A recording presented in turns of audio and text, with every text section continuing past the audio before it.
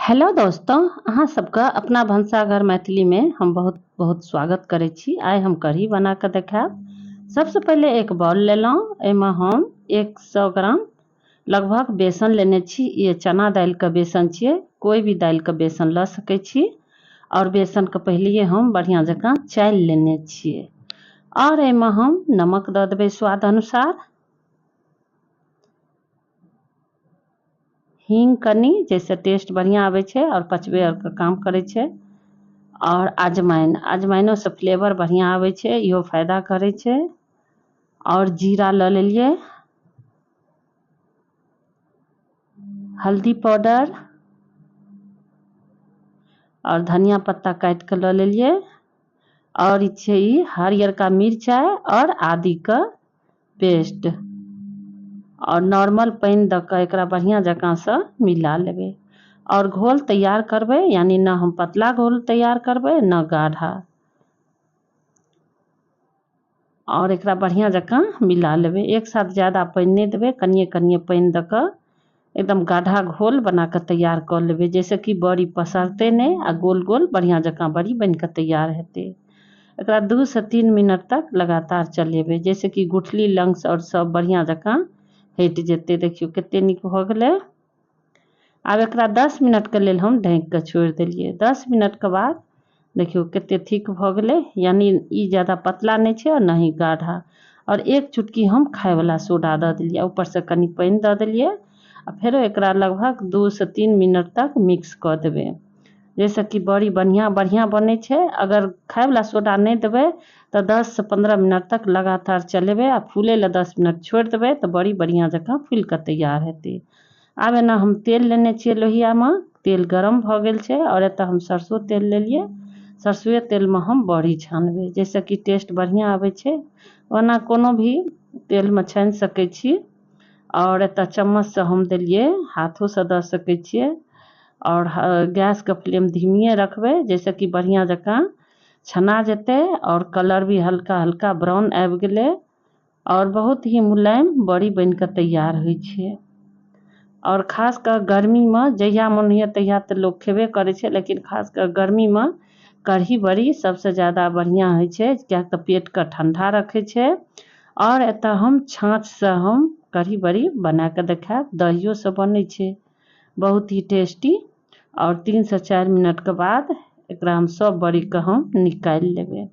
और दोस्तों वीडियो में लास्ट तक बनल रहब, चैनल के सब्सक्राइब जरूर कर लेब और लाइक करना नहीं भूलब।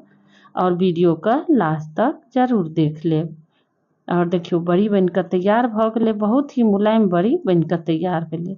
और बड़ी सूखल बड़ी के साथ सॉस के साथ खेबै तो वो बहुत टेस्टी लगे छै, या धनिया चटनी के साथ। और देखियो ई छाँछ हम मलाई के महने रहिए, जैमे से छाँछ निकललै तो छाँछ के हम बड़ी बनाबै छियै। एतऽ हम फेरो 2 चम्मच हम बेसन लेलिए। और जे छाँछ छै उ कनी कनी दऽ के एकरा बढ़िया जकाँ मिला लेबै, जैसे कि एमे गुठली और नहीं रहते। एक साथ ज़्यादा छाँछ दऽ देबै तो गुठली और होय के चांस रहे छै आ मिलबै में दिक्कत अबै छै, ओहि दुआरे कनिए कनिए छाँछ दऽ के मिलेबै। अगर दही के बनबै छी तो पानी दऽ के घोल बना के तैयार कर लेबै। आ बहुत ही टेस्टी बनै छै। और एमे हम नमक स्वाद अनुसार देबै, हल्दी पाउडर, ई छै धनिया आ कनी जीरा पाउडर, काली मिर्च के पाउडर। और एतऽ मिर्चाई और आदि का पेस्ट दऽ के बढ़िया जकाँ मिला लेबै। आ एक बाद जे बचल छाँछ छलै उ दऽ देलिए। और एमे कटोरी में जे पानी दऽ के एकरा बढ़िया जकाँ घोल बना के तैयार कर लेलिए। और दोस्तों बहुत ही टेस्टी बनै छै। अगर इच्छा हैत, पसंद आयत तो शेयरो कर देबै। ना लोहिया गरम छैहे, लोहिया में तेल निकाल लेने रहिए, ऊपर से हम घोल जे बनौने रहिए उ दऽ देलिए। एहिमे पानी दऽ देलिए और गैस के फ्लेम धीमी रखने छियै। और एकरा लगातार चलबैत रहबै। अगर छोड़ि देबै तो एहिमे गुठली भऽ जाइ छै अंदर में आ चिपक जाइ छै आ बढ़िया जकाँ मिक्स नहीं होइ छै। ओहि दुआरे घोल देला बाद तुरंत एकरा चलबै के छै। 4 से 5 मिनट तक लगातार चलेबै, जब तक कि गरम नहीं भ जाए। और ज़्यादा देर छोड़े के नहीं छै। और देखियो गरम भ गेलै बढ़िया जकाँ और देखियो खोलनाइयो स्टार्ट भ गेलै। आब गैस के फ्लेम मीडियम राखि लेबै और एहिमे जब खौलऽ लगतै तब एहिमे बड़ी दऽ देबै। और नमहर छोट सबके बहुत ही पसंद अबै छै। हम अधिकतर जे मलाइके जे महै छियै छालीके ओहीमे से जे छाँछ निकलै छै ओकरा हम बड़ी ज़्यादातर हम कढ़ी बड़ी बनबै छियै जे सबके बहुत ही पसंद करै छथिन और गर्मीमे खास कऽ पेटके बहुत ही ठंडा रखै छै। और एकरा बड़ी देला बाद लगभग 6 से 7 मिनट तक बढ़िया जकाँ खौलऽ देबै। और देखियो कते मुलायम भ गेलै। आब एकरा बढ़िया जकाँ मिला लेबै। देखियो और अपना अनुसार गाढ़ा या पतला राखि सकै छी।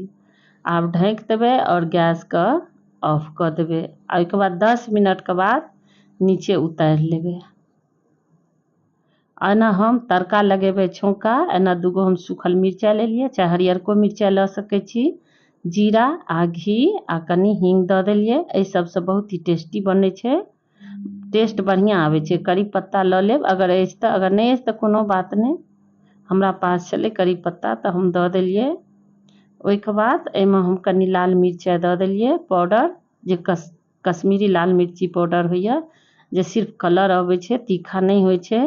ओहिके बाद ऊपरसँ हरी धनिया पत्ती दऽ देलियै और छौंका मारि कऽ ढकि देबै लगभग 10 मिनट तक। आ 10 मिनट के बाद ढक्कन हटा कऽ हम देखबै। देखियौ बहुत ही टेस्टी आ बढ़िया लाजवाब कढ़ी बड़ी बनि कऽ तैयार भऽ गेलै। एकरा रोटी के साथ, चावल के साथ खा सकै छी। आ ओनाहियो अगर कतेक बच्चा लोग ओनाहियो पी लै छथि, बहुत ही टेस्टी बनै छै। आ खास कऽ कऽ चावल के साथ बढ़िया लगै छै, बहुत ही टेस्टी। एहिमे कोई सब्जी के जरूरते नहीं पड़ै छै और फायदा भी करै छै, हेल्दी भी होइ छै कढ़ी बड़ी। ऊपर से सलाद दऽ कऽ देखियौ थाली तैयार भऽ गेलै खायके लेल। और दोस्तों लाइक शेयर कमेंट जरूर करब। फेरो मिलब एक नया रेसिपी पकवान के साथ। धन्यवाद।